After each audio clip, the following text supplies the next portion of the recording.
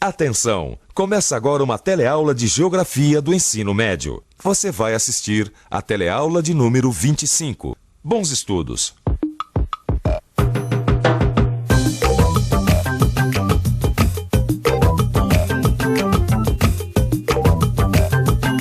Você viu na teleaula passada de Geografia que o processo de urbanização brasileiro foi veloz e intenso, se dando em apenas algumas décadas, enquanto em outros países aconteceu de modo mais gradual. Mas quais as características da modernização no Brasil? É esse justamente o tema da nossa teleaula de hoje.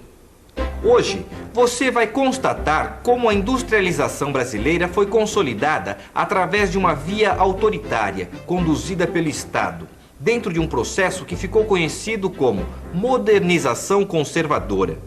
Vai ver como esse processo marcou profundamente a organização espacial do território nacional, hierarquizando-o a partir de uma cidade mundial, em domínio e fronteiras.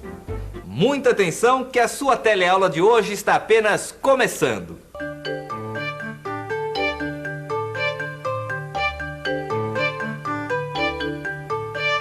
Qual a importância de São Paulo na estruturação do espaço brasileiro? Para responder essa pergunta, é preciso recordar a importância da metrópole paulistana na formação da rede nacional urbana. Você vai se lembrar que essa urbanização aconteceu de uma maneira muito rápida e com a liderança de São Paulo e o seu parque industrial. Mas qual a importância dessa cidade brasileira na rede mundial de cidades? Vamos dar uma olhada no que a professora Maria Adélia de Souza tem para dizer. No Brasil, a metropolização expressa a rapidez com que se urbaniza o espaço nacional. É paradoxal verificar como uma economia subdesenvolvida assume e suporta esse papel que, inegavelmente, lhe é atribuído pela divisão internacional do trabalho em termos da própria realização do capital internacional, sendo a metrópole, no entanto, essencialmente o lugar da pobreza. Essa posição sui generis de São Paulo, no contexto da evolução da população urbana das grandes metrópoles mundiais, já pode ser considerada como um elemento de identidade. São Paulo, metrópole nova, que vem se consolidando como tal apenas nesse século, apresenta um ritmo surpreendente de urbanização que vai depurando a partir dos anos 70. Engraçado, Gil.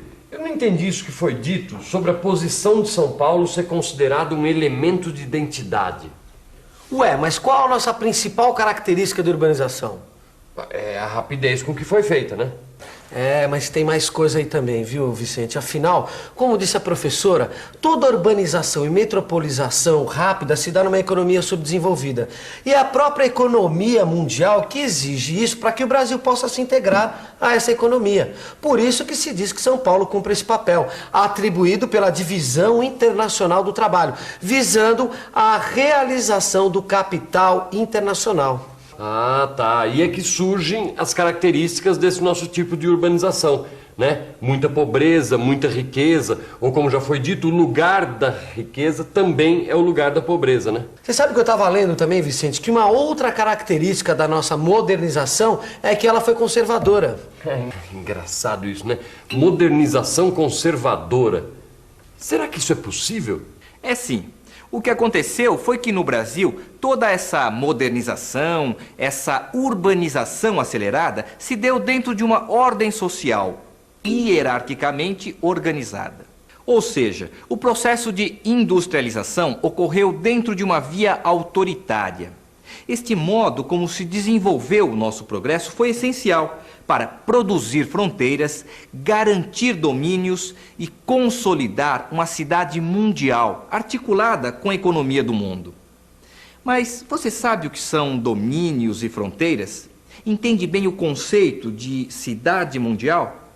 Seria bom você ficar um pouco mais por dentro desses assuntos.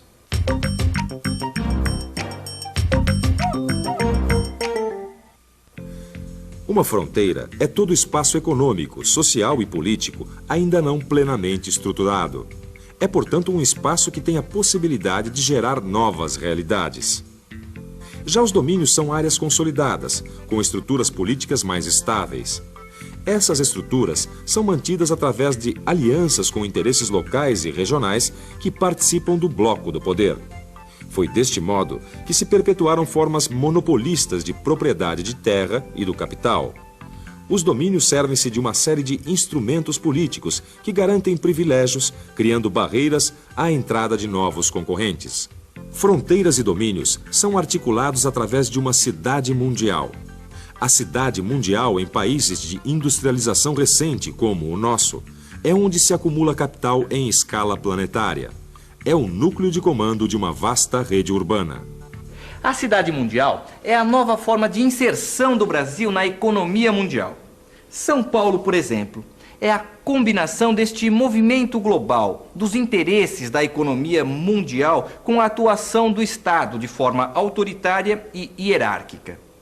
Esses dois fatores criam um padrão dinâmico onde a concentração social e espacial da riqueza é acompanhada pela dispersão seletiva do investimento público e privado através do território. A política territorial do Estado manteve domínios, expandiu fronteiras e fortaleceu a cidade mundial. Todo esse processo acabou também por gerar conflitos, pois provocou a exclusão de significativos contingentes sociais. Esses contingentes constituem os matizes de novas territorialidades e passam a expressar projetos alternativos de sociedade civil. Bom, quer dizer que a definição de cidade mundial, consolidação do domínio, abertura de fronteira, são expressões desse processo de modernização conservadora. É isso mesmo, olha, tem até uma citação aqui, ó. Modernização conservadora modificou a estrutura centro-periferia, redefiniu hierarquias e posições de poder no território nacional.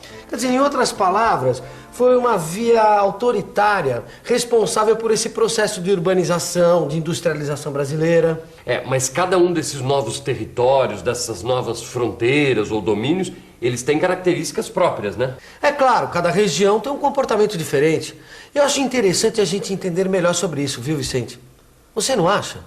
As novas territorialidades emergem do conflito entre a malha programada pelo Estado e o espaço vivido pelos cidadãos, e assumem feições específicas em cada uma destas formações territoriais.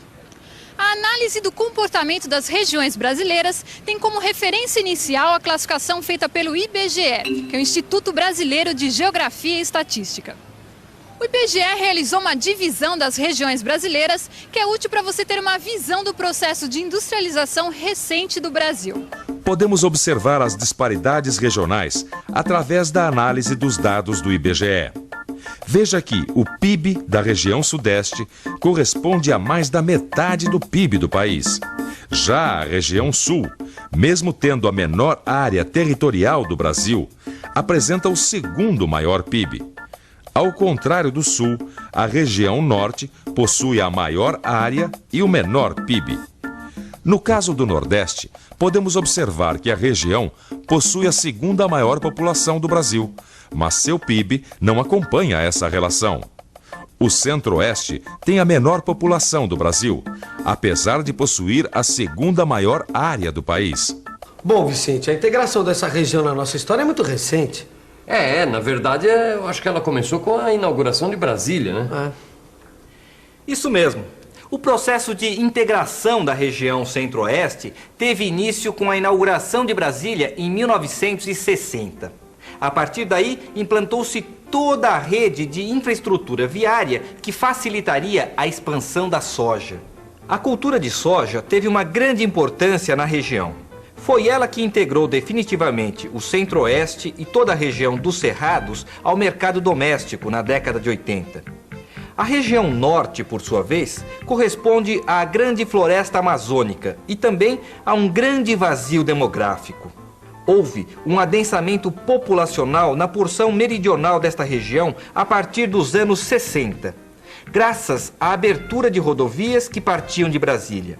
Mas até hoje a atividade econômica é em grande parte pontual, ou no máximo em eixos, em cidades dispersas ao longo do rio e rodovias. A partir dos anos 70, foram implantados projetos agropecuários e de mineração. Hoje, um dos elementos de integração do território com o mercado mundial é o projeto Grande Carajás, que fica na região de Carajás, grande província mineral da região, controlado pela Companhia Vale do Rio Doce. Puxa, Gil, mas eu acho super interessante conhecer um pouco mais sobre as regiões do Brasil, né? Você não gosta? Pô, por exemplo, essa região central aqui, eu sei muito pouco sobre ela. Você não gostaria de saber mais coisas sobre essa região? Claro, mas vamos deixar isso para a próxima teleaula. Ok. Que tal a gente fazer uma revisão sobre esse assunto? E atenção, se liga aí que é hora da revisão. Na teleaula de hoje, você verificou que a industrialização brasileira foi consolidada através de uma via autoritária. Constatou que esse processo ficou conhecido como a modernização conservadora. Viu como ele marcou a organização espacial do nosso território, hierarquizando-o a partir de uma cidade mundial em domínios e fronteiras. E conheceu melhor o comportamento de cada região brasileira numa classificação definida pelo Instituto Brasileiro de Geografia e Estatística, o IBGE.